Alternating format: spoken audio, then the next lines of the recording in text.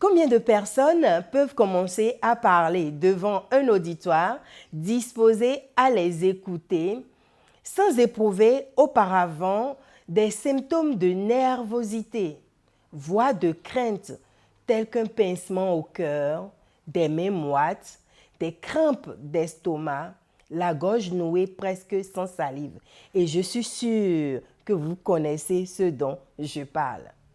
Et pourtant, la capacité de parler efficacement à un auditoire de plus de 2 ou 3 personnes est de première importance pour tous ceux qui aspirent à diriger, à commander, à contrôler, bref, à être leader dans la société. Il paraît donc nécessaire, et vous en convenez avec moi, aujourd'hui de parvenir, sinon à une maîtrise de cet art qu'on appelle art oratoire, de savoir les attitudes à adopter ou à rejeter au moment d'une intervention, cela de façon à mieux cerner l'art de s'exprimer en public ou art oratoire. Afin de tenir compte de votre désir, PEPS a décidé donc de se pencher sur un problème qui vous mine. Et nous avons donc décidé de briser cette glace-là. Ton émission PEPS se propose donc de te coacher sur ce qu'on n'entend pas à oratoire. Oser communiquer, même si c'est difficile. Elle se fera en 10 épisodes. Donc, ça te permettra de devenir un grand orateur si tel est ton désir.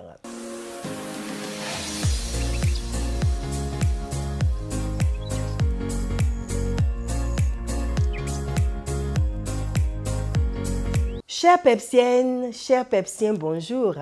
Peps te souhaite une excellente semaine avec du peps et du punchy.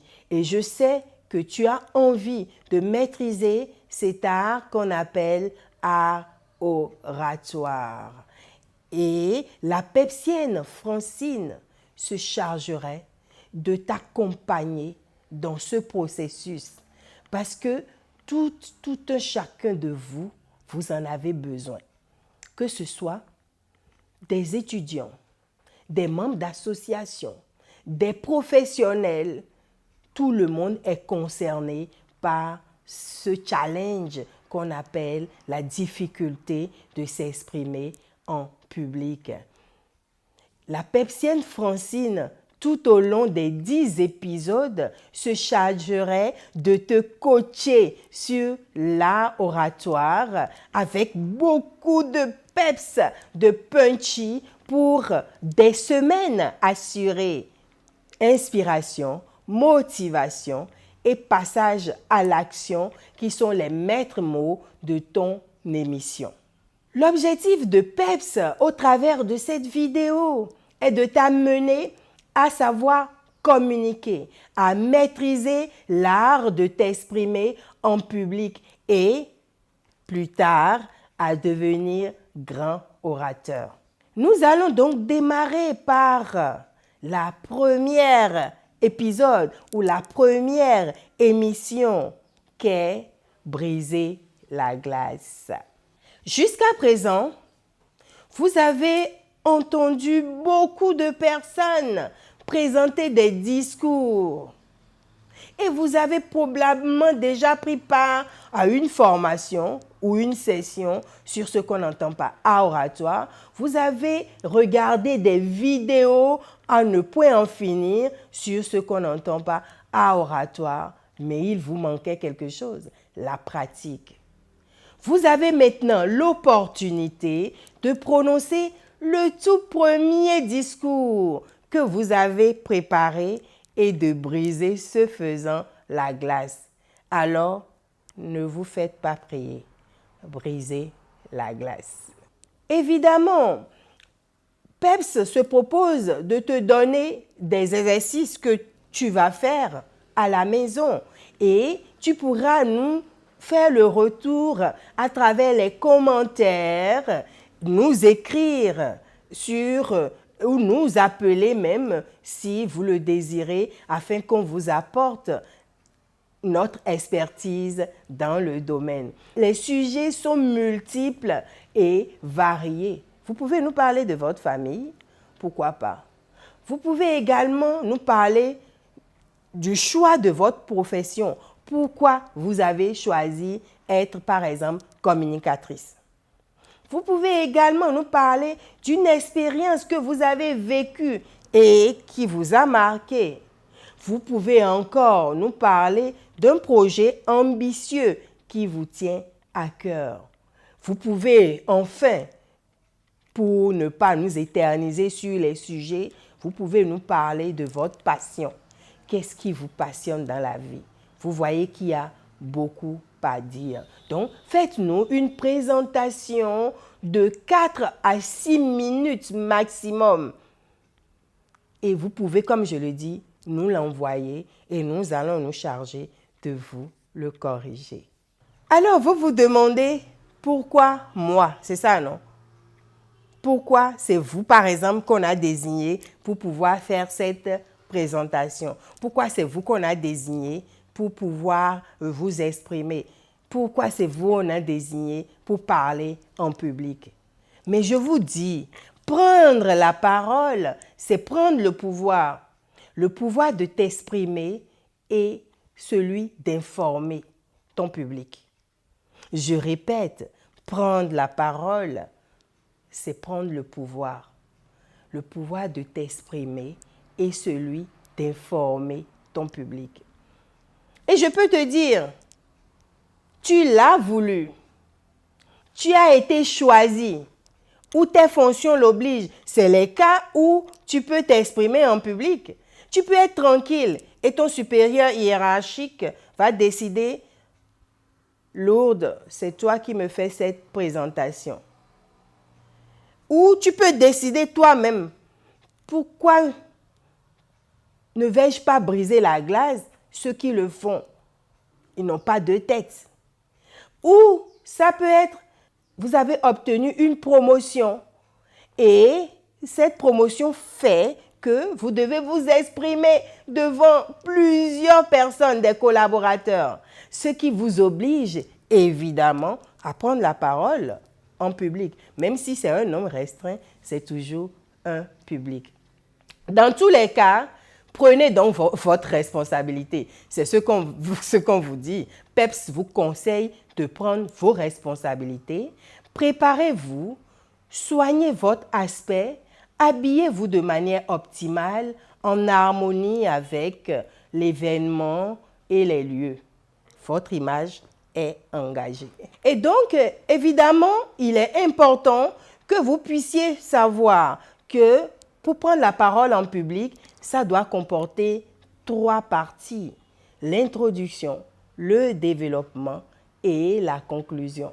D'autres diront introduction, corps du devoir et la conclusion. Alors, que mettons-nous dans introduction? Il faut le savoir. L'introduction marque nécessairement le début de toute intervention en public et elle doit nous permettre de capter dès le départ l'attention du public, l'attention de votre auditoire. Ce sont les mots qui pèsent lourd dans la balance. Ces mots pèsent lourd dans l'appréciation du public sur l'orateur que vous êtes. Rédigez donc une phrase d'introduction susceptible de capter immédiatement l'attention de vos éditeurs. Apprenez-la par cœur, si nécessaire, et prononcez-la quoi qu'il arrive.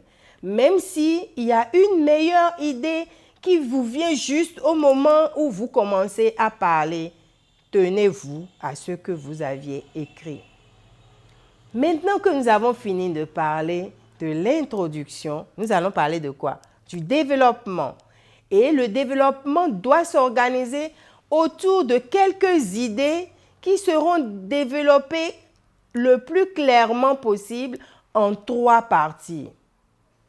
Il faut surtout éviter d'aborder trop d'aspects du problème que vous voulez traiter. Il faut donc s'en tenir à l'essentiel et éviter les digressions inutiles. Il faut aller à l'essentiel en songeant à être sobre, précis dans ses propos. Alors, nous avons parlé de quoi? De l'introduction. Nous avons parlé du développement qui doit s'articuler en 3 grandes parties. Et maintenant, nous vous parlons de quoi? La conclusion.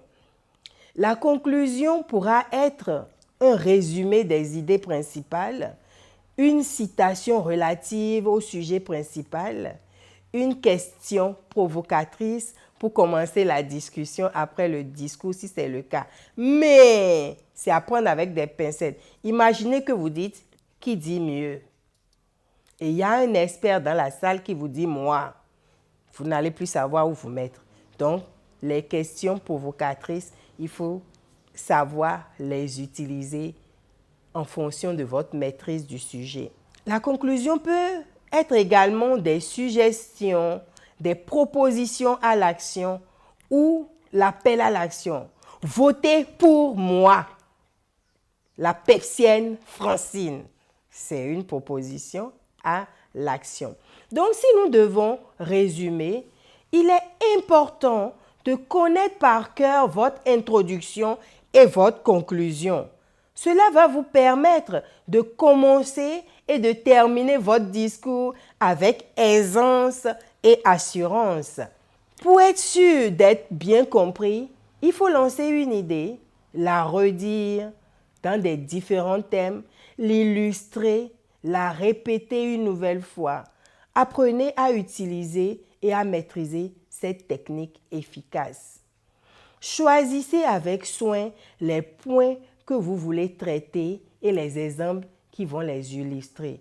Trop d'informations risquent de submerger vos auditeurs. Souvenez-vous que vous êtes supposé parler et non lire. Alors, nous allons nous préparer. Donc, on va parler de la préparation. Sachez-le, les plus belles improvisations sont les mieux préparées. Je répète, les plus belles improvisations sont les mieux préparées. Alors, pour vous préparer, qu'est-ce qu'il faut faire? Votre discours est maintenant prêt. Mais vous, êtes-vous prêt à prononcer votre discours? La question se pose. Vous allez donc devoir répéter votre discours jusqu'à ce que vous vous sentiez à l'aise. Il ne faut pas lire seulement une seule fois et puis c'est terminé. Il faut répéter plusieurs fois. Nul besoin pour vous de retenir par cœur tout le discours, puisque vous connaissez tout le sujet, les grandes idées, c'est l'essentiel. Vous aurez seulement à prononcer votre discours devant un membre de la famille. Vous appelez peut-être votre sœur, votre petit frère ou même votre époux ou votre épouse. Vous l'appelez, vous lui dites que vous avez envie juste de prononcer un discours et cette personne constitue votre auditoire. Et donc, dès que vous allez commencer, la personne peut-être va sourire, etc., ce qui va vous donner du courage pour aller jusqu'au bout. Donc, vous vous êtes exercé ce faisant sur une petite auditoire.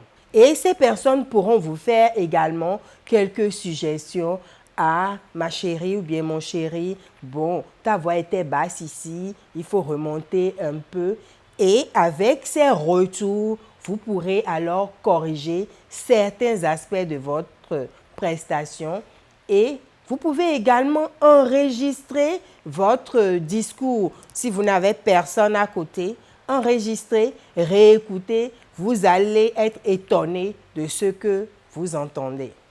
Au lieu de voir votre présentation uniquement comme un discours à faire, essayez d'imaginer que vous allez faire part de quelques informations intéressantes à un groupe d'amis. Vous imaginez? Prenez ça sous cet angle. N'ayez pas peur de l'auditoire. Ils sont aussi passés par là avant vous et ont vécu les mêmes angoisses que vous. Ils veulent que vous réussissiez. Dites-vous que votre auditoire veut que vous réussissiez et ils sont disposés donc à vous y aider. Votre aspect physique est important, on l'a dit. Songez à être soigné et habillé correctement pour votre présentation. N'allez pas porter, par exemple, je parle surtout aux jeunes, vous qui allez chercher des jeans destroy ou bien les jeunes hommes qui portent des pantalons en dessous des fesses, etc. pour venir faire une présentation, ce n'est pas adéquat. Le fait de porter une tenue adéquate vous donnera confiance déjà en vous. Vous pourrez faire totalement abstraction de votre apparence pour vous concentrer exclusivement sur votre discours. Mais si vous vous habillez comme un sapin de Noël, d'abord, tous les regards seront figés sur votre habillement et non sur le discours que vous êtes amené à prononcer. Donc, faites une excellente impression sur votre public. Ça ne peut qu'augmenter votre confiance en vous. Donc, si on doit résumer un peu le volet préparation, n'ayez pas peur de vos auditeurs. N'ayez pas peur de vos auditeurs. Considérez-les comme des amis qui ne souhaitent que votre réussite et qui sont disposés à vous y aider. Alors, maintenant que nous avons fini de nous préparer, nous allons faire quoi? Présenter le discours. Vous vous êtes préparé. Vous avez répété plusieurs fois votre discours. Détendez-vous. Tout orateur, même le plus expérimenté, se sent un tout petit peu nerveux avant de commencer. En fait, vous pouvez même vous servir de cet influx nerveux pour ajouter du piquant à votre présentation. Personne ne remarquera le léger tremblement de votre voix, qui disparaîtrait d'ailleurs aussitôt que vous serez totalement pris par ce que vous dites. Pendant que l'on vous présentera, inspirez profondément, puis expirez lentement. Cela aiderait à donner plus de puissance et de naturel à votre voix. Mais cela se fait dans les coulisses.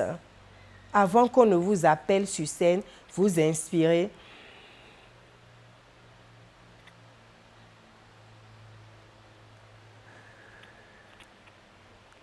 Ça a le chic de calmer les battements de votre cœur.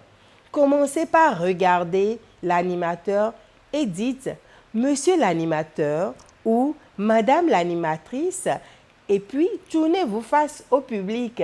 « Mesdames, Messieurs les invités », faites une courte pause, puis commencez à prononcer votre introduction que vous connaissez évidemment par cœur. Donc, tout en parlant, essayez d'établir un contact visuel avec différentes personnes dans l'auditoire. Il y a des personnes qui, naturellement, dès que vous regardez dans leur direction, vous sourient.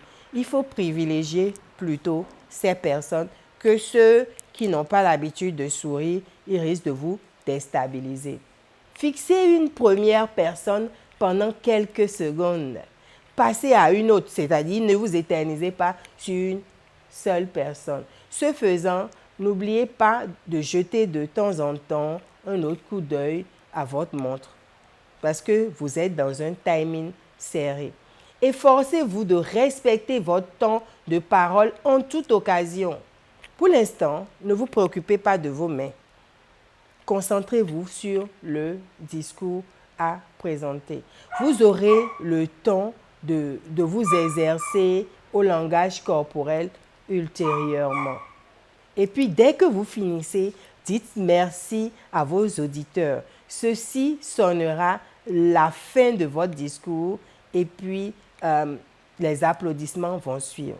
Donc, dès que vous finissez votre discours, vous dites à la fin, je vous remercie. Vous aurez à peine terminé de parler que vous allez commencer déjà à vous auto-évaluer avant même d'être retourné à votre place.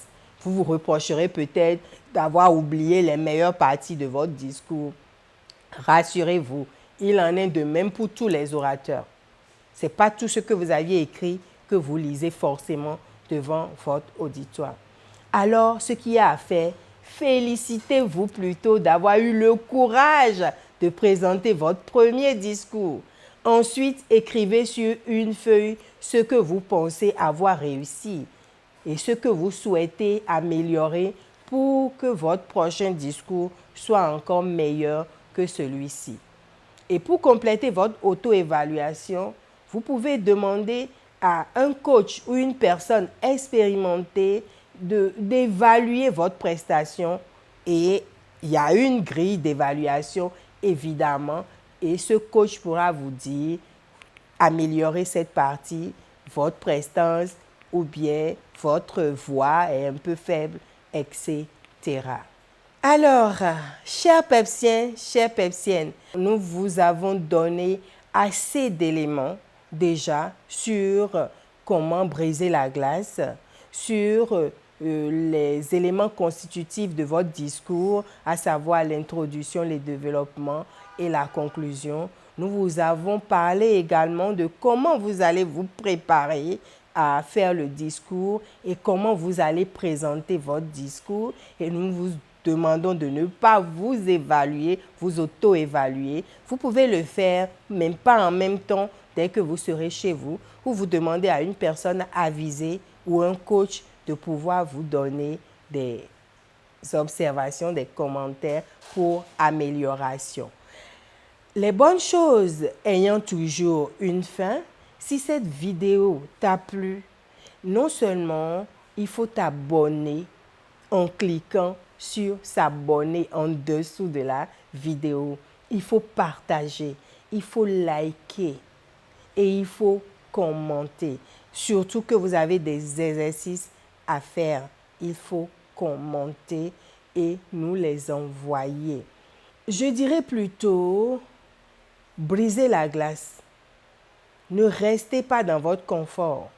Brisez la glace, soyez enthousiaste, ayez de l'entrain, ayez carrément du peps. Merci et à lundi prochain pour la suite de votre émission sur l'art oratoire. Osez le dire, même quand c'est difficile.